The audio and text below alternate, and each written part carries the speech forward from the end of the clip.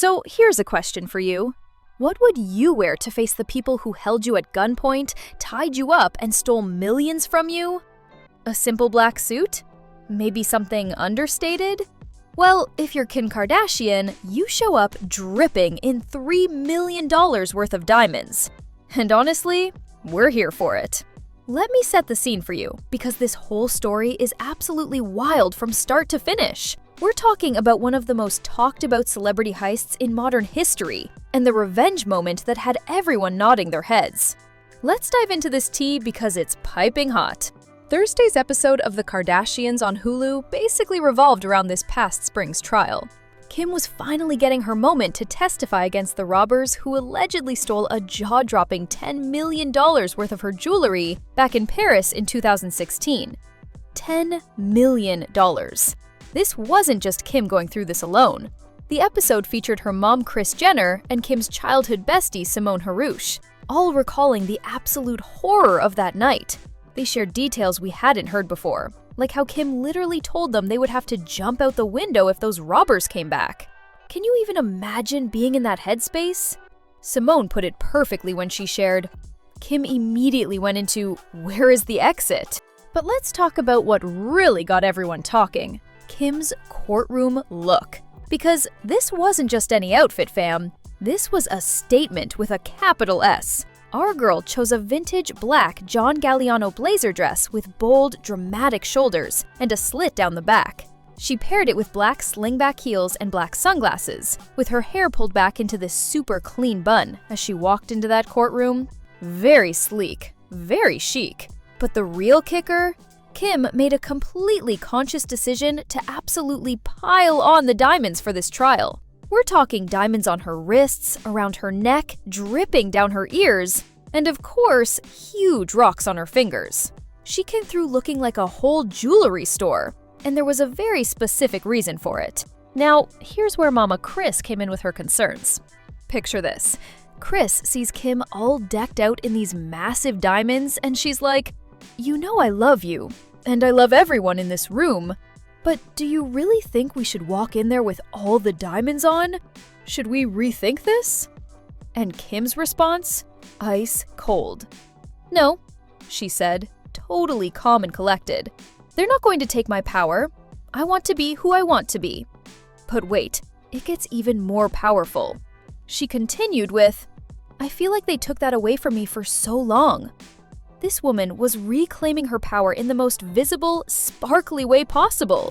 So you're probably wondering exactly what Kim was wearing, right? The SKIMS creator wasn't playing around with her jewelry choices. She rocked a Samer Halimeh New York diamond necklace worth, and I need you to sit down for this, $3 million. That's not a typo. She also wore a Bryony Raymond ear cuff, a whole selection of Repossy diamond jewelry, and here's the part that's actually kind of beautiful in a revengey way, a 22-carat diamond ring from Lorraine Schwartz. That ring has a special backstory. Kim purchased it with the insurance money she got after the robbery. Talk about turning trauma into triumph, right? She literally used the payout from what they stole to buy herself an even more fabulous piece.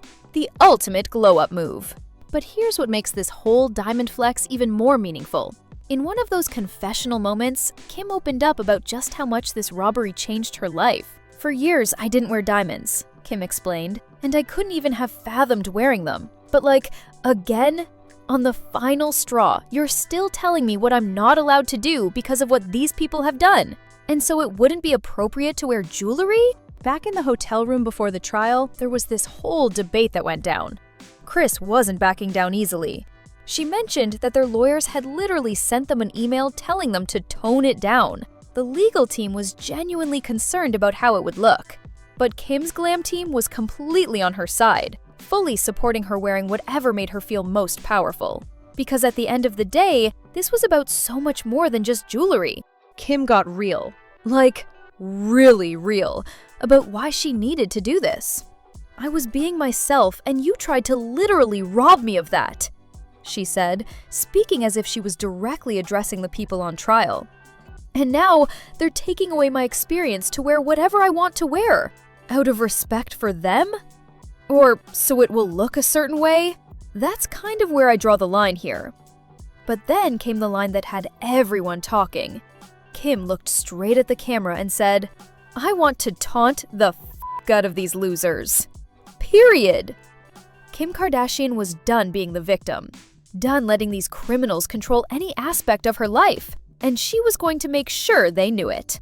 Let's rewind and talk about what actually went down in Paris back in 2016, because the details are absolutely terrifying.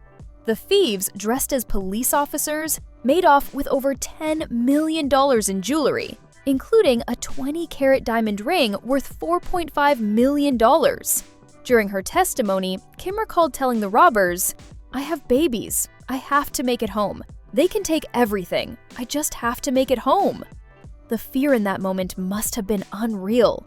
Her robe fell open during the struggle, and she said, "I was certain that was the moment that he was going to grape me."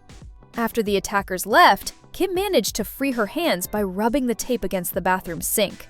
Still with her ankles bound, she hopped downstairs and found her stylist, Simone Harouche. The two women were so terrified that the men might return that they climbed onto the balcony and literally hid in bushes. The impact of this robbery went way beyond just losing jewelry. Kim's entire sense of safety was completely reshaped. "This experience really changed everything for us," Kim testified. "I started to get this phobia of going out." She now rents adjoining hotel rooms for extra protection, doesn't store jewelry at home anymore, and has up to 6 security guards at her house.